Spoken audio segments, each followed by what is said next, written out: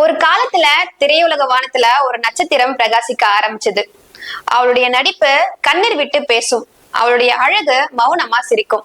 கேமராக்கு முன்னாடி கலைஞன் என்ற வார்த்தைக்கு அர்த்தம் சொன்னவங்க இவங்கதான். அவங்க நடிக்கல, அந்த கதாபாத்திரமா மாறினாங்க. சங்கீதம், சினிமா, ஆன்மீகம் இத மூணையும் தாங்கிய ஒரு சாதனை பெண் ஆக்ட்ரஸ் சுகன்யா.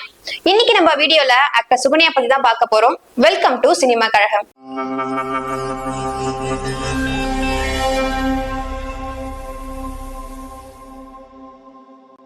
1969 ஜூலை 8 அன்னைக்கு சென்னையில ஒரு சாதாரண குடும்பத்துல சுகன்யா பிறக்குறாங்க. இவங்க ஒரு கிளாசிக்கல் டான்சர், ஒரு கர்நாடிக் சிங்கர், அது மட்டும் இல்லாம ஒரு தமிழ் லிட்ரேச்சர் லவரும் கூட. ஒரு பரதநாட்டியம் கலைஞரா உலகம் முழுக்க பல்வேறு நிகழ்ச்சியில இவங்க கலந்து கொண்டிருக்காங்க. டைரக்டர் பாரதிராஜா மூலியமா புதுநெல்லு புதுநாத்து படம் மூலியமா 1991 நடிகையா அறிமுகமாகறாங்க. ஒரு அசை போடுற திரையுலகம் இவங்கள சிரிக்க வச்சது. ஆனாலும் இவங்க கண்கள்ல எப்பொழுதும் ஒரு அடக்கமான கனவு இருந்துச்சு. சின்ன கவுண்டர், வால்டர் வெற்றிவேல், இந்தியன் சங்கமம் போன்ற வெற்றி படங்களையும் இவங்க கொடுத்தாங்க. அது மட்டும் இல்லாம தமிழ், தெலுங்கு, மலையாளம், கன்னடா போன்ற பல மொழிகள்லயும் பல படங்களை இவங்க நடிச்சிருக்காங்க. ஃபேமஸ் ஆக்ட்ரஸ் ஆன கமலஹாசன், ரஜினிகாந்த், மம்முட்டி, மோகன்லால் போன்ற ஹீரோக்கள் கூடயும் இவங்க படங்கள் நடிச்சிருக்காங்க. பார்த்ததும் சிரிக்க வைக்கிற அழகு, ஆனாலும் கதையோட ஆழத்துக்குள்ள விழ வைக்கிற நடிப்பு, அதுதான் ஆக்டர் சுகன்யா. இவங்க சிறந்த நடிகைக்கான பிலிம்பேர் அவார்டும் வாங்கியிருக்காங்க.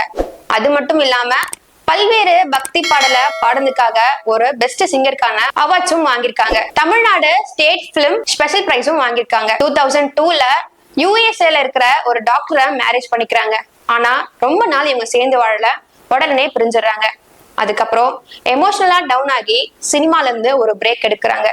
திருமணம் வாழ்க்கை தொடக்கமா இல்ல முடிவா அப்படின்னு யோசிச்சுட்டு இருந்த நேரத்துல திரும்பவும் ஒரு கம்பேக் கொடுக்குறாங்க. ஒரு டிவி ஷோவோட ஆங்கரா, வாய்ஸ் ஓவர் ஆர்டிஸ்டா, ஒரு ஷோவோட ஜட்ஜா வராங்க. செல்ஃப் குரோத்ல ரொம்பவே டெடிகேஷனா இருக்காங்க. திரும்பவும் நடிக்க ஆரம்பிக்கிறாங்க.